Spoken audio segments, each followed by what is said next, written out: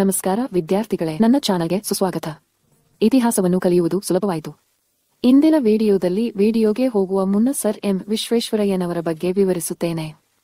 ಯಾರಾದರೂ ಮೊದಲ ಬಾರಿಗೆ ಚಾನಲ್ ಅನ್ನು ನೋಡುತ್ತಿದ್ದರೆ ಅಥವಾ ನೀವು ನನ್ನ ಚಾನಲ್ಗೆ ಚಂದಾದಾರರಾಗಿಲ್ಲದಿದ್ದರೆ ದಯವಿಟ್ಟು ಚಂದಾದಾರರಾಗಿ ಮತ್ತು ಅದನ್ನು ನಿಮ್ಮ ಸ್ನೇಹಿತರೊಂದಿಗೆ ಹಂಚಿಕೊಳ್ಳಿ. ಆದ್ದರಿಂದ ಸಮಯವನ್ನು ವ್ಯರ್ಥ ಮಾಡದೆ ನಾವು ವಿಡಿಯೋಗೆ ಹೋಗೋಣ. ಅಂದಹಾಗೆ ನಾನು ನಿಮಗೆ ಮೊದಲೇ ಹೇಳಿದಂತೆ ಇಂದಿನ ವಿಡಿಯೋ ಸರ್ ಎಂ ವಿಶ್ವೇಶ್ವರಯ್ಯನವರ ಬಗ್ಗೆ. ಆದ್ದರಿಂದ ಸರ್ ಎಂ ವಿಶ್ವೇಶ್ವರಯ್ಯ ಅವರನ್ನು ಪ್ರಸ್ತುತ ಆಧುನಿಕ ಮೈಸೂರಿನ ವಾಸ್ತುಶಿಲ್ಪಿ ಮತ್ತು ತಯಾರಕ ಎಂದು ಪರಿಗಣಿಸಲಾಗಿದೆ. ಸರ್ ಎಂ ವಿಶ್ವೇಶ್ವರಯ್ಯರನ್ನು ಆಧುನಿಕ ಮೈಸೂರಿನ ವಾಸ್ತುಶಿಲ್ಪಿ ಮತ್ತು ತಯಾರಕ ಎಂದು ಕರೆಯಲಾಗುತ್ತದೆ.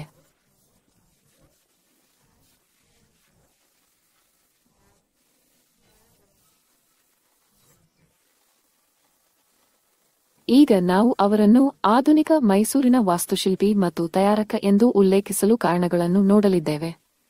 ಆದ್ದರಿಂದ ಮೊದಲು ನಾವು ಅವರ ಆರಂಭಿಕ ಜೀವನದ ಬಗ್ಗೆ ನೋಡೋಣ. ಅವರು 15 ಸೆಪ್ಟೆಂಬರ್ 1861 ಮುದ್ದನಹರಳಿ ಎಂಬ ಸ್ಥಳದಲ್ಲಿ ಜನಿಸಿದರು. ಸರ್ ಎಂ ವಿಶ್ವೇಶ್ವರಯ್ಯರು ಸೆಪ್ಟೆಂಬರ್ 15, 1861 ಮುದ್ದನಹರಳಿಯಲ್ಲಿ ಜನಿಸಿದರು. ಈ ಮೂಡನಹರಳಿ ಚಿಕ್ಕಬಳ್ಳಾಪುರ ಜಿಲ್ಲೆಯಲ್ಲಿದೆ. ಚಿಕ್ಕಬಳ್ಳಾಪುರ ಎಂಬ ಜಿಲ್ಲೆ. ಇವರ ತಂದೆ ತಾಯಿಯ ಹೆಸರು ಶ್ರೀನಿವಾಸ ಶಾಸ್ತ್ರಿ. ಶ್ರೀನಿವಾಸ ಶಾಸ್ತ್ರಿ ಮತ್ತು ವೆಂಕಟಲಕ್ಷ್ಮಮ್ಮ ಎಂ ಇವರ ತಂದೆ ತಾಯಿ. ಆದ್ದರಿಂದ ಅವರು ಚಿಕ್ಕಬಳ್ಳಾಪುರ ಜಿಲ್ಲೆಯ ಮುದಿನಹಳ್ಳಿಯಲ್ಲಿ ಜನಿಸಿದರು ಮತ್ತು ಅವರ ಪೋಷಕರು ಶ್ರೀನಿವಾಸ ಶಾಸ್ತ್ರಿ ಮತ್ತು ವೆಂಕಟಲಕ್ಷ್ಮಮ್ಮ ಈಗ ಪ್ರಾಥಮಿಕ ಶಿಕ್ಷಣವನ್ನು ಚಿಕ್ಕಬಳ್ಳಾಪುರ ಜಿಲ್ಲೆಯಲ್ಲಿ ಮುಗಿಸಿದ್ದಾರೆ ಮತ್ತು ಹೆಚ್ಚಿನ ವಿದ್ಯಾಭ್ಯಾಸಕ್ಕಾಗಿ ಬೆಂಗಳೂರಿಗೆ ಹೋದರು.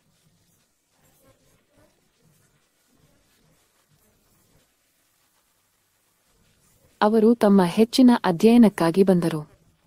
ಪ್ರಾಥಮಿಕ ಶಿಕ್ಷಣದ ನಂತರ ಹೆಚ್ಚಿನ ವಿದ್ಯಾಭ್ಯಾಸಕ್ಕಾಗಿ ಬೆಂಗಳೂರಿಗೆ ಬಂದರು ಮತ್ತು ಅಲ್ಲಿ ಅವರು ಕೇಂದ್ರ ಕಾಲೇಜಿನಿಂದ ಬಿಎ ಪದವಿ ಪಡೆದರು. ಹಾಗಾಗಿ ಸೆಂಟ್ರಲ್ ಕಾಲೇಜಿನಲ್ಲಿ ಬಿಎ ಪದವಿ ಪಡೆದರು. ಆದ್ದರಿಂದ ಸರ್ ಎಂ ವಿಶ್ವೇಶ್ವರಯ್ಯ ಆಧುನಿಕ ಮೈಸೂರಿನ ವಾಸ್ತುಶಿಲ್ಪಿ ಮತ್ತು ತಯಾರಕ ಎಂದು ಕರೆಯುತ್ತಾರೆ. ಅವರು ಸೆಪ್ಟೆಂಬರ್ 15, 1860 ಚಿಕ್ಕಬಳ್ಳಾಪುರ ಜಿಲ್ಲೆಯ ಮೂಡನಹಳ್ಳಿಯಲ್ಲಿ ಜನಿಸಿದರು.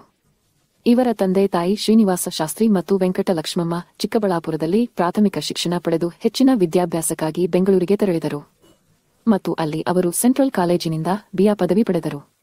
ಈಗ ಯುಎಚ್ ಸೆಂಟ್ರಲ್ ಕಾಲೇಜಿನಲ್ಲಿ ಬಿಎ ಪದವಿಯನ್ನು ಪೂರ್ಣಗೊಳಿಸಿದ ನಂತರ ಅವರು ತಮ್ಮ ಎಂಜಿನಿಯರಿಂಗ್ ಅಧ್ಯಯನಕ್ಕಾಗಿ ಪುಣೆಗೆ ತೆರಳಿದರು. ಹಾಗಾಗಿ ಅವರು ಪುಣೆಯಲ್ಲಿ ಎಂಜಿನಿಯರಿಂಗ್ ಓದಿದರು. ಇಂಜಿನಿಯರಿಂಗ್ ವ್ಯಾಸಂಗವನ್ನು ಮುಗಿಸಿದ ನಂತರ ಬಾಂಬೆ ಸರ್ಕಾರದ ಅಡಿಯಲ್ಲಿ ಕೆಲಸ ಸಿಕ್ಕಿತು. ಹಾಗಾಗಿ ಅವರು ಬಾಂಬೆ ಸರ್ಕಾರಕ್ಕೆ ಸೇವೆ ಸಲ್ಲಿಸಲು ಮುಂದಾದರು.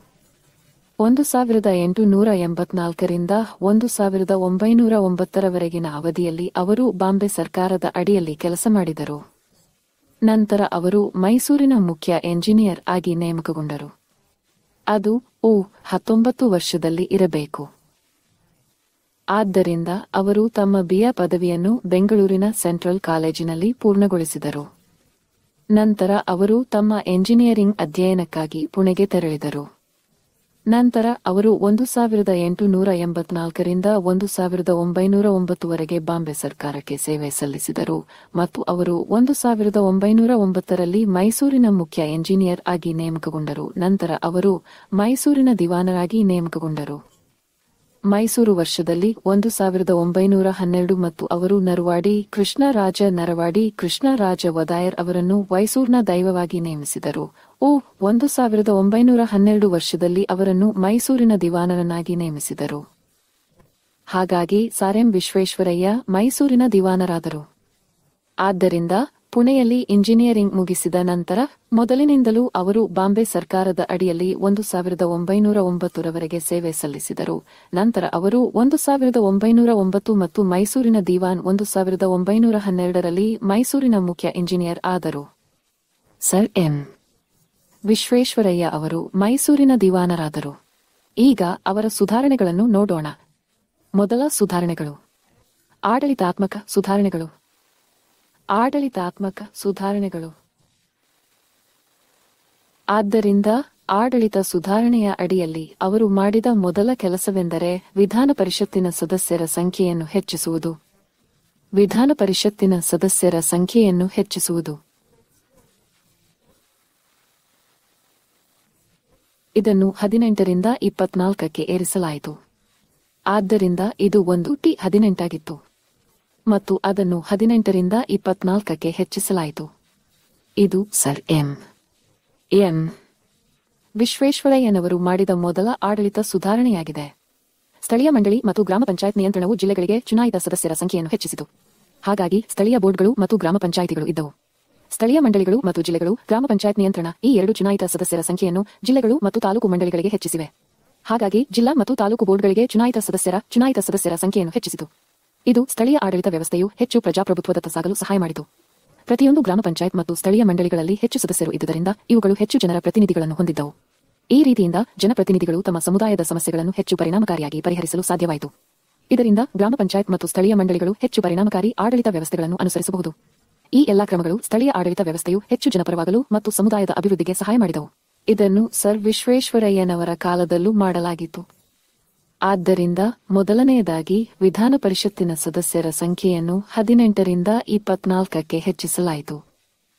ಸ್ಥಳೀಯ ಮಂಡಳಿಗಳು ಮತ್ತು ಗ್ರಾಮ ಪಂಚಾಯಿತಿ ನಿಯಂತ್ರಣವು ಜಿಲ್ಲಾ ಮತ್ತು ತಾಲೂಕು ಮಂಡಳಿಗಳಿಗೆ ಚುನಾಯಿತ ಸದಸ್ಯರ ಸಂಖ್ಯೆಯನ್ನು ಹೆಚ್ಚಿಸಿತು. ಗ್ರಾಮ ಸುಧಾರಣಾ ಸಮಿತಿಯನ್ನು ಕೂಡ ಸರ್ ಎಂ ವಿಶ್ವೇಶ್ವರಯ್ಯ ಸ್ಥಾಪಿಸಿದರು. ಗ್ರಾಮ ಸುಧಾರಣಾ ಸಮಿತಿಗಳನ್ನು ಸ್ಥಾಪಿಸಲಾಯಿತು ಮತ್ತು ಈ ಗ್ರಾಮ ಸುಧಾರಣಾ ಸಮಿತಿಗಳನ್ನು ಗ್ರಾಮಗಳ ಪ್ರಗತಿ ಅಥವಾ ಅಭಿವೃದ್ಧಿಗಾಗಿ ಸ್ಥಾಪಿಸಲಾಗಿದೆ. ಸಾರಂ ವಿಶ್ವೇಶ್ವರಯ್ಯನವರು ಗ್ರಾಮಗಳ ಅಭಿವೃದ್ಧಿಯ ಬಗ್ಗೆ ವಿಶೇಷ ಕಾಳಜಿಯನ್ನು ಹೊಂದಿದ್ದರು ಮತ್ತು ಆ ಉದ್ದೇಶಕ್ಕಾಗಿ ಅವರು ಗ್ರಾಮ ಸುಧಾರಣಾ ಸಮಿತಿಗಳನ್ನು ಸ್ಥಾಪಿಸಿದರು. ಆದ್ದರಿಂದ ಇವುಗಳು ಸರ್ ಎಂ ವಿಶ್ವೇಶ್ವರಯ್ಯ ಅವರು ಆಡಳಿತಕ್ಕೆ ಸಂಬಂಧಿಸಿದಂತೆ ಮಾಡಿದ ಕೆಲವು ಸುಧಾರಣೆಗಳು. ಆ ನಂತರ ಮಲೆನಾಡು ಅಭಿವೃದ್ಧಿಗೆ ಪ್ರತ್ಯೇಕ ಯೋಜನೆ ಇತ್ತು. ಆದ್ದರಿಂದ ಅವರು ಅದನ್ನು ಪರಿಚಯಿಸಿದರು.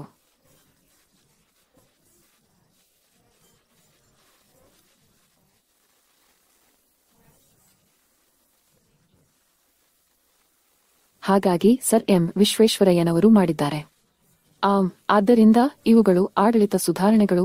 ಸರ್ ಎಂ ವಿಶ್ವೇಶ್ವರಯ್ಯ ಪರಿಚಯಿಸಿದರು. ಕೇವಲ ಅಂಕಗಳನ್ನು ನೋಡೋಣ.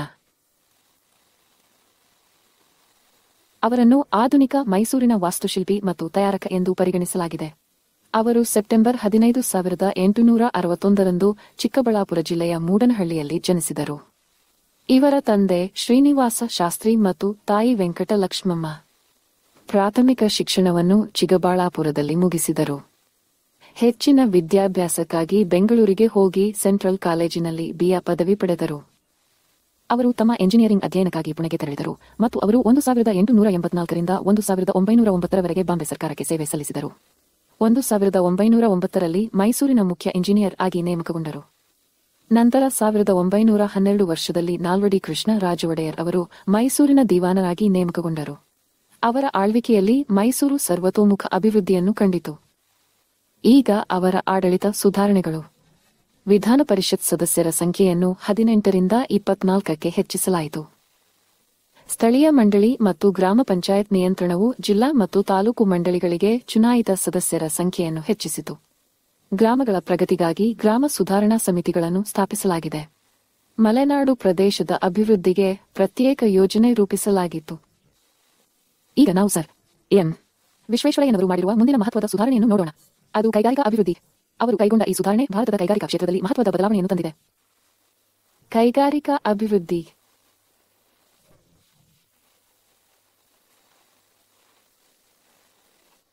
ಈಗ ಕೈಗಾರಿಕೆಗಳಿಗೆ ಸಂಬಂಧಿಸಿದಂತೆ ಸರ್ ಎಂ ವಿಶ್ವೇಶ್ವರಯ್ಯ ಅವರ ಮುಖ್ಯ ಘೋಷಣೆಯು ಕೈಗಾರಿಕೀಕರಣ ಅಥವಾ ನಾಶವಾಗಿದೆ. ಹಾಗಾಗಿ ಕೈಗಾರಿಕೆಗಳ ಅಭಿವೃದ್ಧಿಗೆ ಅವರು ನೀಡಿದ ಮಹತ್ವವನ್ನು ಇದು ತೋರಿಸುತ್ತದೆ. ಇದು ಸಾರಂ ವಿಶ್ವೇಶ್ವರಯ್ಯನವರ ಬಹಳ ಪ್ರಸಿದ್ಧವಾದ ಘೋಷಣೆಯಾಗಿತ್ತು ಮತ್ತು ಈ ಸಮಯದಲ್ಲಿ ಅವರು ಹಲವಾರು ಕೈಗಾರಿಕೆಗಳನ್ನು ಪ್ರಾರಂಭಿಸಿದರು. ಭದ್ರಾವತಿಯಲ್ಲಿ ಕಬ್ಬಿಣದ ಕೆಲಸ ಎಂದು ಸಾರಂ ವಿಶ್ವೇಶ್ವರಯ್ಯರಿಂದ ಅನೇಕ ಕೈಗಾರಿಕೆಗಳು ಪ್ರಾರಂಭವಾದವು. ಇದು ಒಂದು ಉದ್ಯಮವಾಗಿತ್ತು. ನಂತರ ಮೈಸೂರಿನಲ್ಲಿ ಶ್ರೀಗಂಧದ ಎಣ್ಣೆ ಕಾರ್ಖಾನೆ ಮೈಸೂರಿನಲ್ಲಿ ಶ್ರೀಗಂಧದ ಎಣ್ಣೆ ಕಾರ್ಖಾನೆಯನ್ನು ಆರಂಭಿಸಲಾಯಿತು. ನಂತರ ಸಾಬೂನು ಕಾರ್ಖಾನೆ ಅಥವಾ ಲೋಹದ ಕಾರ್ಖಾನೆ, ಲೋಹದ ಕಾರ್ಖಾನೆ, ಸಾಬೂನು ಕಾರ್ಖಾನೆ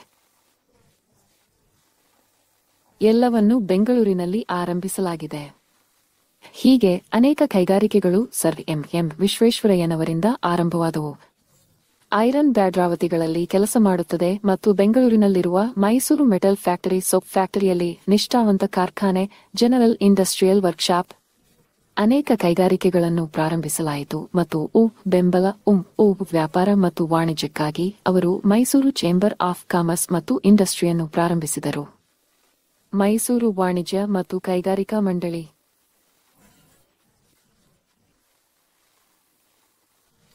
ವ್ಯಾಪಾರ ಮತ್ತು ವಾಣಿಜ್ಯವನ್ನು ಬೆಂಬಲಿಸಲು ಸರ್ ಎಂ ವಿಶ್ವೇಶ್ವರಯ್ಯರು ಇದನ್ನು ಪ್ರಾರಂಭಿಸಿದರು. ಇದನ್ನು ಬೆಂಗಳೂರಿನಲ್ಲಿ ಪ್ರಾರಂಭಿಸಲಾಗಿದೆ ಮತ್ತು ವ್ಯಾಪಾರಿಗಳನ್ನು ಬೆಂಬಲಿಸುವ ಮತ್ತು ವ್ಯಾಪಾರ ಮತ್ತು ವಾಣಿಜ್ಯವನ್ನು ಬೆಂಬಲಿಸುವ ಉದ್ದೇಶದಿಂದ ಇದನ್ನು ಪ್ರಾರಂಭಿಸಲಾಗಿದೆ. ಆದ್ದರಿಂದ ಅವರ ಪ್ರಸಿದ್ಧ ಘೋಷಣೆ ಕೈಗಾರಿಕೀಕರಣ ಅಥವಾ ನಾಶವಾಯಿತು. ಈ ಸಮಯದಲ್ಲಿ ಅವರು ಭದ್ರಾವತಿಯಲ್ಲಿ ಕಬ್ಬಿಣದ ಕೆಲಸ, ಮೈಸೂರು ಲೋಹದ ಕಾರ್ಖಾನೆಯಲ್ಲಿ ಶ್ರೀಗಂಧದ ಎಣ್ಣೆ ಕಾರ್ಖಾನೆ ಮತ್ತು ಬೆಂಗಳೂರಿನಲ್ಲಿ ಸಾಬೂನು ಕಾರ್ಖಾನೆಯಂತಹ ಹಲವಾರು ಕೈಗಾರಿಕೆಗಳನ್ನು ಪ್ರಾರಂಭಿಸಿದರು.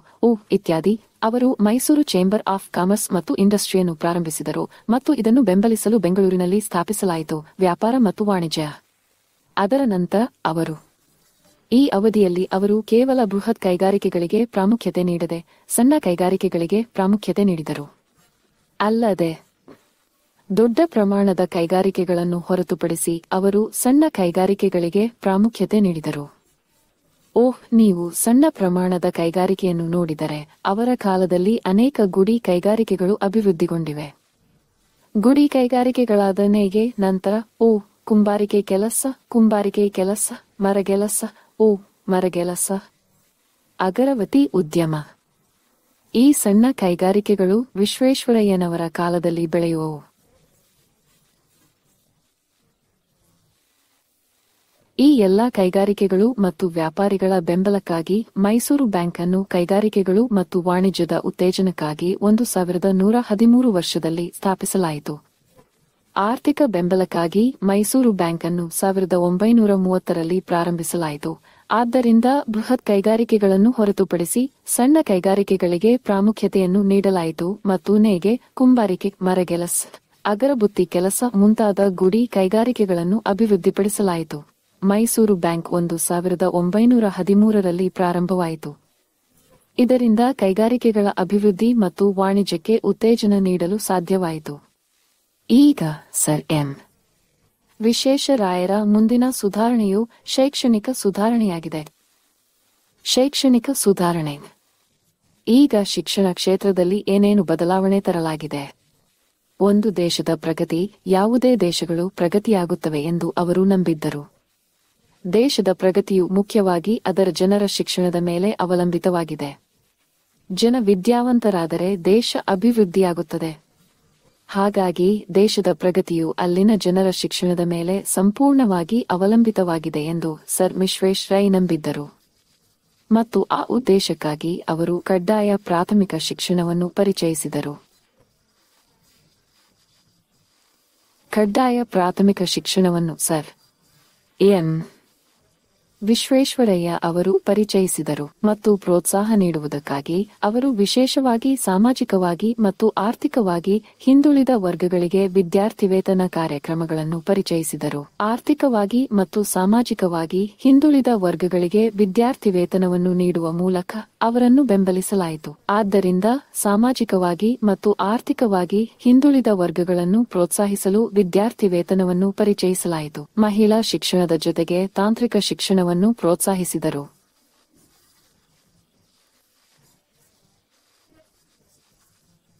ಈ ಎರಡನ್ನೂ ಪ್ರೋತ್ಸಾಹಿಸಿದವರು ಸರ್ ಎಂ ವಿಶ್ವೇಶ್ವರಯ್ಯರು. ಮಹಿಳಾ ಶಿಕ್ಷಣದ ಜೊತೆಗೆ ತಾಂತ್ರಿಕ ಶಿಕ್ಷಣಕ್ಕೂ ಪ್ರಾಮುಖ್ಯತೆ ನೀಡಲಾಯಿತು.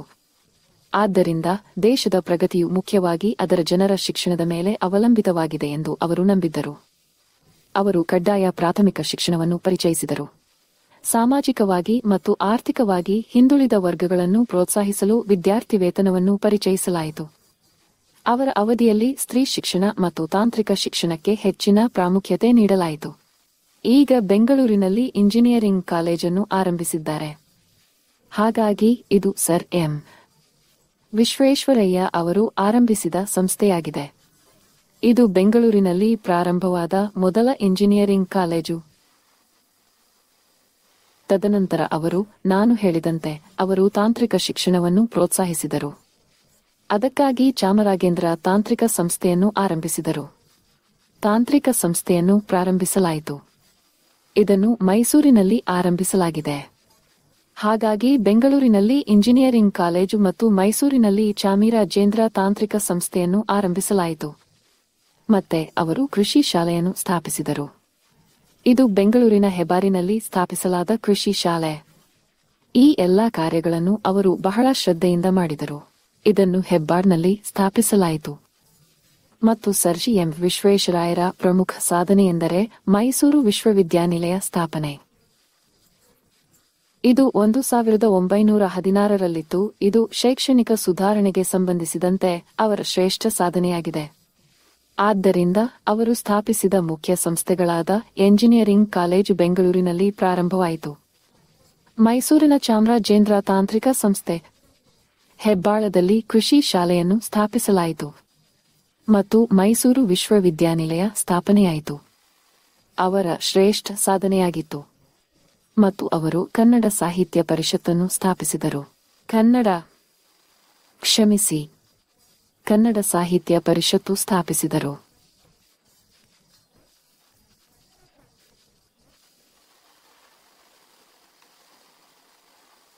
ಸಾಹಿತ್ಯ ಪರಿಷತ್ತು ಸ್ಥಾಪನೆಯಾದ ವರ್ಷದಲ್ಲಿ 1950.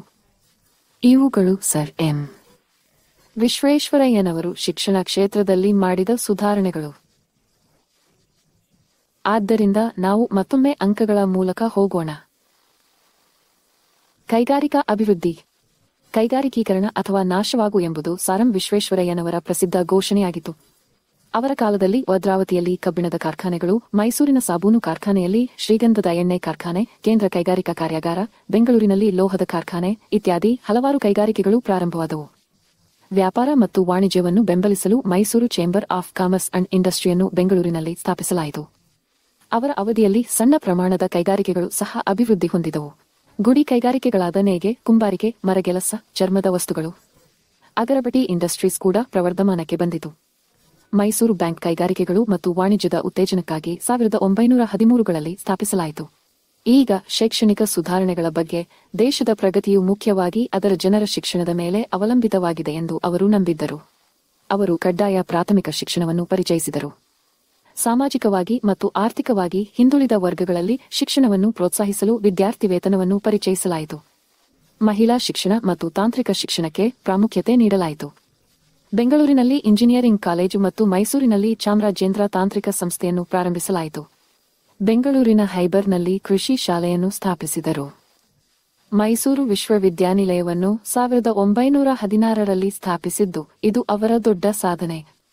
ಮತ್ತು ಕನ್ನಡ ಸಾಹಿತ್ಯ ಪರಿಷತ್ತು 1950ರಲ್ಲಿ ಸ್ಥಾಪನೆಯಾಯಿತು. ಈಗ ಸರ್ ಎಂ ವಿಶ್ವೇಶ್ವರಯ್ಯನವರ ಇತರ ಕೆಲವು ಸಾಧನೆಗಳತ್ತ ಸಾಗೋಣ. ಆದ್ದರಿಂದ ನಾವು ಇನ್ನೂ ಕೆಲವು ಸಾಧನೆಗಳನ್ನು, ಇತರ ಮಹತ್ವದ ಸಾಧನೆಗಳನ್ನು ನೋಡುತ್ತೇವೆ.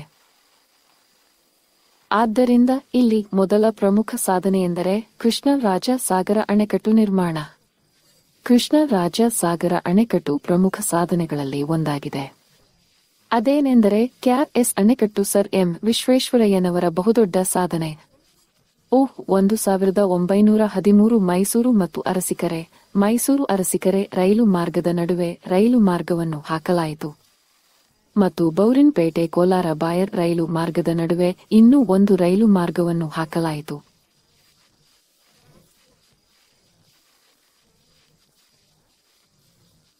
ಈ ಎರಡು ರೈಲು ಮಾರ್ಗಗಳು 1913ಗಳಲ್ಲಿ ರೈಲು ಮಾರ್ಗಗಳನ್ನು ಹಾಕಿದ್ದು ವಿಶ್ವೇಶ್ವರಯ್ಯನವರ ಸಾಧನೆಯೆಂದು ಪರಿಗಣಿಸಲಾಗಿದೆ. ಹಾಗಾಗಿ ಕೃಷ್ಣರಾಜ ಸಾಗರ ಅಣೆಕಟ್ಟು ನಿರ್ಮಾಣವೇ ಅವರ ದೊಡ್ಡ ಸಾಧನೆ. 1113ರಲ್ಲಿ ಮೈಸೂರು ಸಿಕರೆ ರೈಲು ಮಾರ್ಗ ಮತ್ತು ಬೌರಿನ್ಪೇಟೆ ಕೋಲಾರ ರೈಲು ಮಾರ್ಗಗಳನ್ನು ಹಾಕಲಾಯಿತು. ಈಗ ಸರ್ ಎಂ ವಿಶ್ವೇಶ್ವರಯ್ಯನವರು ಕೆಲವು ಪರಿಹಾರ ಕಾರ್ಯಗಳನ್ನು ಮಾಡಿದ್ದಾರೆ. ಮೊದಲನೆಯ ಮಹಾಯುದ್ಧವು ಸರ್ ಎಂ ವಿಶ್ವೇಶ್ವರಯ್ಯ ಆದ್ದರಿಂದ ಈ ಸಮಯದಲ್ಲಿ ಒಂದು ಪ್ರಮುಖ ವಿಶ್ವ ಘಟನೆ ಸಂಭವಿಸಿತು. ಅದು ಮೊದಲ ವಿಶ್ವ ಯುದ್ಧ ಮತ್ತು ಮೊದಲ ಮಹಾಯುದ್ಧ ಸಂಭವಿಸಿದಾಗ ಆಹಾರದ ತೀವ್ರ ಕೊರತೆ ಇತ್ತು. ಆಹಾರದ ಕೊರತೆ ದೊಡ್ಡ ಸಮಸ್ಯೆಯಾಗಿತ್ತು ಮತ್ತು ಇದಕ್ಕಾಗಿ ಅವರು ನ್ಯಾಯಬೆಲೆ ಅಂಗಡಿಗಳನ್ನು ಪ್ರಾರಂಭಿಸಿದರು. ಆದ್ದರಿಂದ ನ್ಯಾಯಬೆಲೆ ಅಂಗಡಿಗಳನ್ನು ಪ್ರಾರಂಭಿಸಲಾಯಿತು ಮತ್ತು ಆ ಮಾರಾಟದ ಬೆಲೆಯಲ್ಲಿ ಈ ನ್ಯಾಯಬೆಲೆ ಅಂಗಡಿಗಳನ್ನು ನಿಗದಿಪಡಿಸಲಾಯಿತು. ಮಾರಾಟ ಬೆಲೆಗಳನ್ನು ನಿಗದಿಪಡಿಸಲಾಗಿದೆ.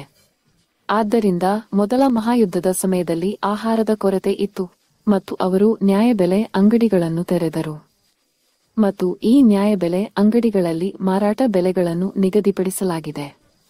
ಉತ್ತರ ವಿಶ್ವೇಶ್ವರಯ್ಯ ತಮ್ಮ ಸ್ಥಾನಕ್ಕೆ ರಾಜೀನಾಮೆ ನೀಡಿದರು. 1918ರಲ್ಲಿ ಅವರು ತಮ್ಮ ಸ್ಥಾನಕ್ಕೆ ರಾಜೀನಾಮೆ ನೀಡಿದರು. 1918ರಲ್ಲಿ ಅವರು ತಮ್ಮ ಹುದ್ದೆಗೆ ರಾಜೀನಾಮೆ ನೀಡಿದ ನಂತರ ಅವರು ತಮ್ಮ ಕೆಲಸವನ್ನು ಮುಂದುವರೆಸಿದರು.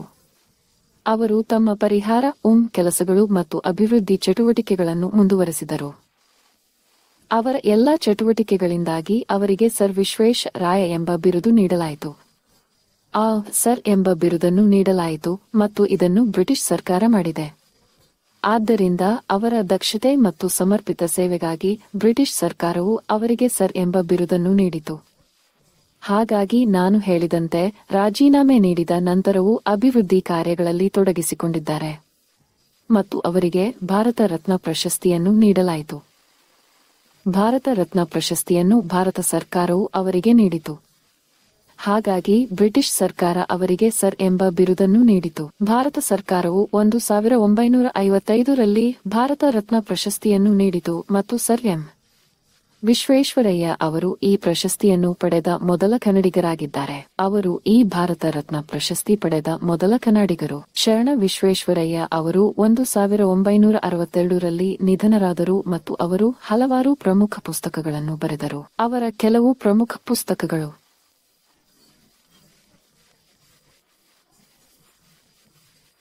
ಮೊದಲ ಮಹತ್ವದ ಗ್ರಂಥವೆಂದರೆ ಸಮೃದ್ಧ ಮೈಸೂರಿನ ದರ್ಶನ.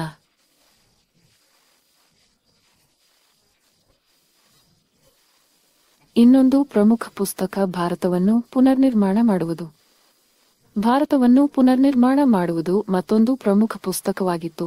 ಕೈಗಾರಿಕೆಗಳ ತ್ವರಿತ ಅಭಿವೃದ್ಧಿ, ಕೈಗಾರಿಕೆಗಳ ತ್ವರಿತ ಅಭಿವೃದ್ಧಿ ಇತ್ಯಾದಿ ಹಲವು ಪ್ರಮುಖ ಪುಸ್ತಕಗಳಿದ್ದವು. ಮತ್ತು ಅವರ ಆಟೋ ಮತ್ತು ಅವರ ಆತ್ಮಚರಿತ್ರೆ, ನನ್ನ ಕೆಲಸದ ಜೀವನದ ನೆನಪುಗಳು, ಅವರ ಆತ್ಮಚರಿತ್ರೆ. ಹಾಗಾಗಿ ಇವು ಸರ್ ಎಂ. ವಿಶ್ವೇಶ್ವರಯ್ಯನವರ ಪ್ರಮುಖ ಪುಸ್ತಕಗಳಾಗಿದ್ದವು. Sir M. ವಿಶ್ವೇಶ್ವರಯ್ಯರಿಗೆ ಬ್ರಿಟಿಷ್ ಸರ್ಕಾರವು ತನ್ನ ದಕ್ಷತೆ ಮತ್ತು ಸಮರ್ಪಿತ ಸೇವೆಗಾಗಿ ಸರ್ ಎಂಬ ಬಿರುದನ್ನು ನೀಡಿತು. ಅವರು ರಾಜ್ಯದ ಅಭಿವೃದ್ಧಿ ಚಟುವಟಿಕೆಗಳಲ್ಲಿ ಸಕ್ರಿಯವಾಗಿ ಭಾಗವಹಿಸುವುದನ್ನು ಮುಂದುವರೆಸಿದರು. ರಾಜೀನಾಮೆ ನೀಡಿದ ನಂತರವೂ ಭಾರತ ಸರ್ಕಾರವು ಅವರಿಗೆ 1955ರಲ್ಲಿ ಭಾರತ ರತ್ನ ಪ್ರಶಸ್ತಿಯನ್ನು ನೀಡಿತು. ಈ ಪ್ರಶಸ್ತಿಯನ್ನು ಪಡೆದ ಮೊದಲ ಕನ್ನಡಿಗ ಅವರು.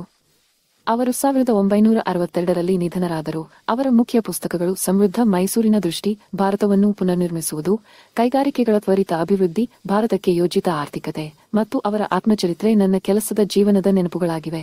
ಇದು ಅವರ ಆತ್ಮಕಥೆ. Sir M. ವಿಶ್ವೇಶ್ವರಯ್ಯ ಅವರನ್ನು ಆಧುನಿಕ ಮೈಸೂರಿನ ವಾಸ್ತುಶಿಲ್ಪಿ ಮತ್ತು ತಯಾರಕ ಎಂದು ಕರೆಯಲು ಇವೆಲ್ಲವೂ ಕಾರಣ.